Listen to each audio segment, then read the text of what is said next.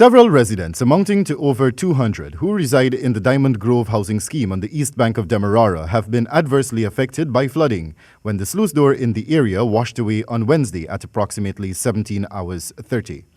One resident, Ramdihal Lalji, who spoke with this newscast and who lives just a stone's throw away from the Koker where the incident occurred, intimated to this newscast that within approximately 2 minutes of the Koker door breaking away, his home was underwater, which eventually rose to the level of his waist. He stated that he sent his wife and daughter at other relatives since he was fearful of the impact of the flood coupled with the COVID-19 virus.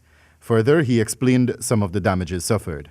They asked me, like, what the value may last and that kind of thing, right? I mean, tell them about $100,000. You understand me? To be honest, yeah?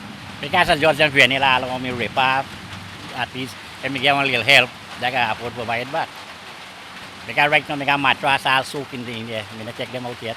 This newscast also spoke with the chairperson of the Diamond Grove Neighborhood Democratic Council, Indrani Ramnarine, who shared with us what action the NDC took to alleviate the impact of the incident. Yesterday afternoon, approximately 5:15 to 5:30, we would have had a breakaway, as we call it, with the Koker door that is preventing or doing drainage for one of the main canals within the Grove Diamond area.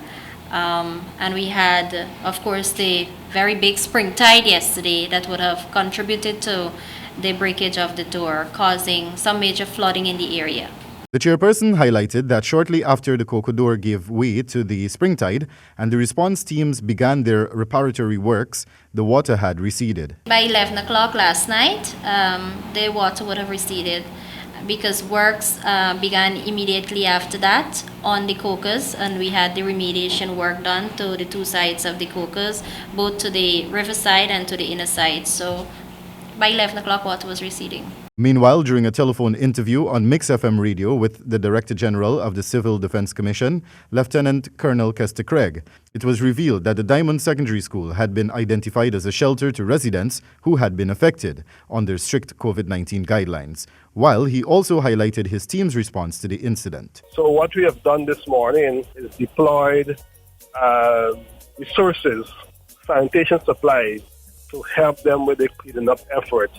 Apart from that, too, we have set up a temporary shelter at the Diamond Secondary School last night.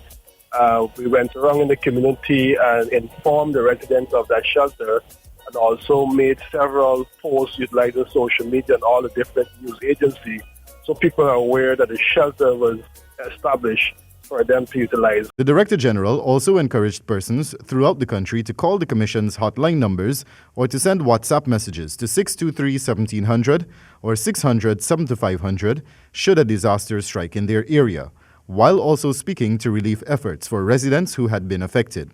So we have a 24 hours management system, what we call the National Emergency Monitoring System, and people can call those numbers anytime.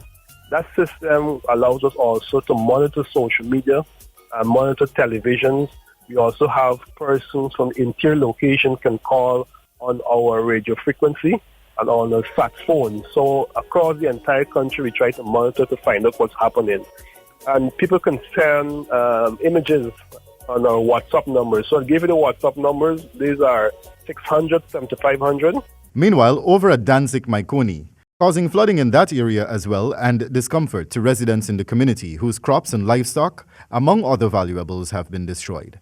Minister Juan Ejil, who is responsible for public works, spoke with this newscast highlighting the issue. It would appear that the sea defense would have come under tremendous stress. Another area of about 100 meters has since opened. I visited the site today. I had gotten advice from my technical people that there was inaccessibility. The minister intimated to this newscast that another route was sought and discovered, and works have since begun using a different contractor. We have found another route of which accessibility could be had, and another contractor will be engaged to mobilize and get that bridge fixed to bring relief to the residents. When asked about cost, the minister had this to say. My engineers have suggested to me that the current bridge would cost about $145 million. Wendell Badrie for HGP Nightly News.